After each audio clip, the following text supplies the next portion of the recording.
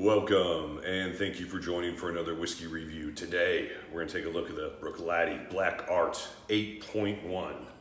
26-year-old vintage 1994. Dustin, we're a fan of Black Art. Absolutely. We've done the 4.1 and the 7.1 actually fairly recently. The reason why I would definitely want to bring another review of Black Art to you is an ABV change. So the 4.1 that we brought you originally was cask strength at 49 and some change. I can't remember the exact Something figure. like that. And then for batches 5, 6, and 7, 5, 6, and 7, they were all the same ABV, the 48.1, I believe. And then they've, on this batch 8, have reduced it once again to this time 45 and some change, so 45.1% ABV. Important part here, Mike, is the 4.1 we know was cask strength. Mm-hmm. 5, 6, and 7, I'm fairly certain weren't. We're not cask strength, yes. There's been some talk that this one might be cask strength, but I'm not buying it. Yeah, this is the lowest ABV ever. The 45.1 is a super low ABV. Yeah, now it's possible that it's cask strength because it just got so low they couldn't add water, but I don't know. They've been playing with the Black Art magic of these things. And yeah, so the same guy who originally was the master blender for this, the distillery had sold out, so a new person's kind of in charge of it and everything. Yeah. So there are going to be changes.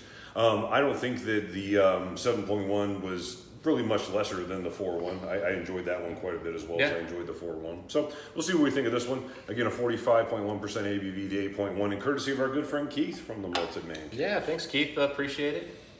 All right, buddy. I saw your review on it, so let me see if I'm getting the same thing. Whew. I tell you what. Sweet bubble gum and sugar. Yeah, last time we had this, Mike, I remember distinctively getting bourbon cask notes. No, sweet sherry. I'm not getting that right now. This has got some really nice notes on it. Sweet sherry and sugar. Make sure this ain't one. 8.1, buddy. All right, Keith. Man, yeah, this thing really has changed since we first had it. Yeah, really opened up. And this is very similar to what I thought about the 7. I thought the nose on the 7 was incredible, probably slightly better than the 4.1. Yeah. Just by a point or two. It wasn't as, it was rich on the mouthfeel, but as far as the nose, it's excellent, just like the other ones are. Yeah, so initially I'm getting a ton of wine influence on here. Now, as I've kind of been nosing it, and I kind of sucked out some of that, it is giving me more of those bourbon notes. Starting to give me more of that vanilla. Sure. Starting to give me a little bit of kind of simple oak, and I'm getting kind of a thin barley note on there. Yeah, the barley note isn't as predominant as some of the other Bruichladdich that I've had. It's not rich. It's faint. It's thin. It's not just faint. It's a little thin. But the brown sugar note's there too. Yeah, no, it's very sweet, very inviting. That brown sugar is just candy on this thing. Yeah, this is very candied for sure. And all of the Black Arts have been candied. I mean, they're excellent whiskeys. They're excellent whiskeys. That's why we said, any Black Art was on our top 5 whiskeys under $500. For sure. That's why we put it on there. And this one is on the nose. It's holding up. Yeah, this is every bit the nose that the 7.1 and the 4.1 was. Because again, when I first saw this, I was like, they lowered the ABV again. Like, I'm really not down with that. It comes off a little thin, but if you asked me, I would have guessed 47, 48% on the nose. Yeah, the nose is definitely not lesser than the other two. I'm not thinking, this is kind of coming in light.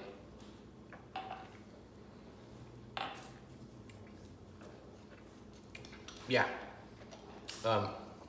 The age comes, it just jumps out at you on this one. Still so rich. Just, in my head, I was just thinking to myself, how old was this again?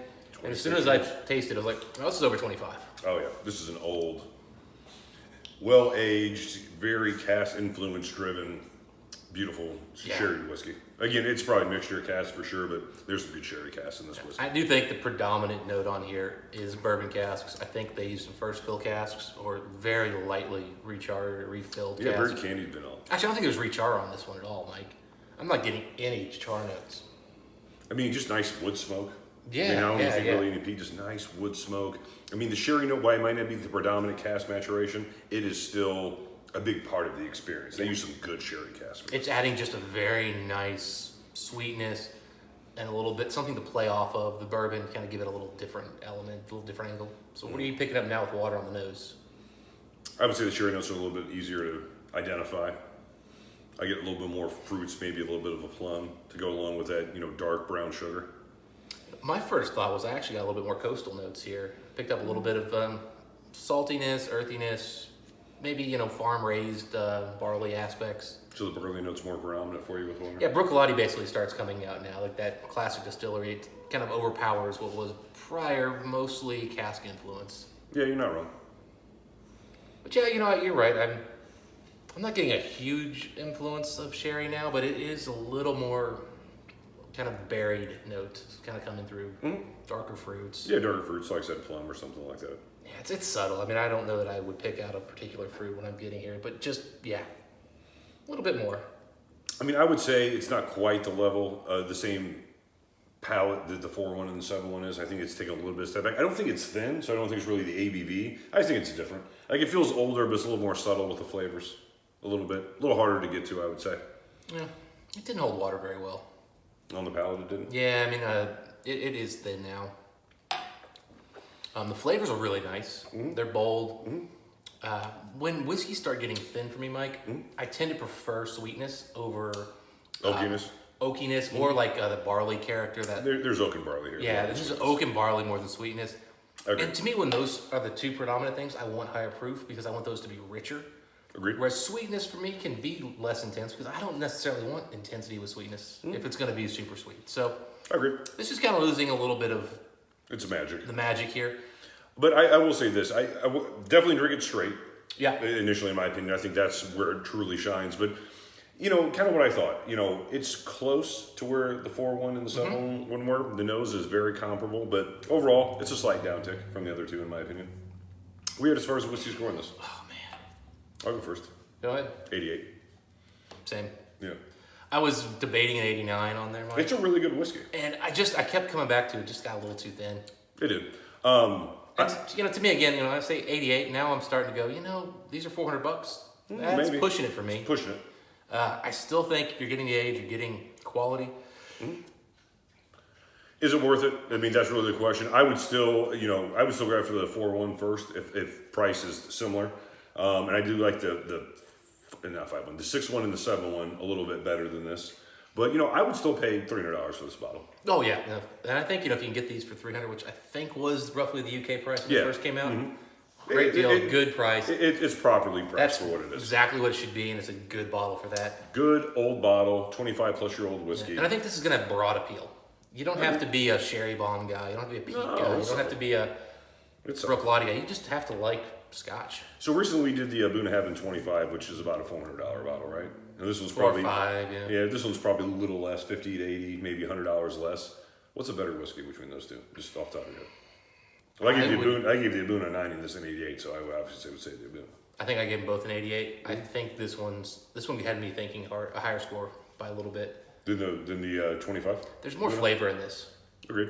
There's more flavor. Now, that said, it's not the incredibly balanced whiskey that the 25 was. Sure, but I mean, that was sort of your knock on the 25, but there wasn't any wow factor. And there's some nice wow factor here. This is a very sweet, candied, whiskey, especially before you add water. So I prefer that. However, again, the reason I gave him the same score was because similar whiskey. It's similar whiskey, and the one was more balanced. One's got a little bit of wow factor. Both could use a few more ABV points. Agreed. So that's where we're at. Both an 88 whiskey we both are impressed with. But again, of all the black arts we've had, we've had 4 or 5. Yeah. Reviewed 3 of them. This is probably the least. Yeah. But we're splitting hairs. Yeah, no, I haven't had the 5-1, which I have heard fairly negative stuff about. And that's why I haven't had it. I have heard for you. That's why I said earlier. I thought it was the 5-1. That was the 6-1 and 7-1 that I thought were pretty good. But again, it's splitting hairs to some degree with these things. It's like, what's a tall guy? 6'3", 6'4", 6'5". I mean, they're all kind of tall. You know what I'm saying? These are all very good whiskeys and reasonably priced. And again, each of these is so unique; they're different, and that's why you collect whiskeys like this. Yeah, that's why you do different vintages. I don't care if it's Lagavulin 12 or the Bruichladdich or the Balvenie Tons. Like different, they're different. They're enough different to where it's worth your time if you enjoy them to pick up multiple versions. And so, I'd still say again, good price, buy this. Absolutely. Those are our thoughts on the Bruichladdich Black Art 8.1 26-year-old vintage 1994. Keith. Thanks, buddy. We appreciate the bottle. We'll see you next time. And happy drinking. See you then.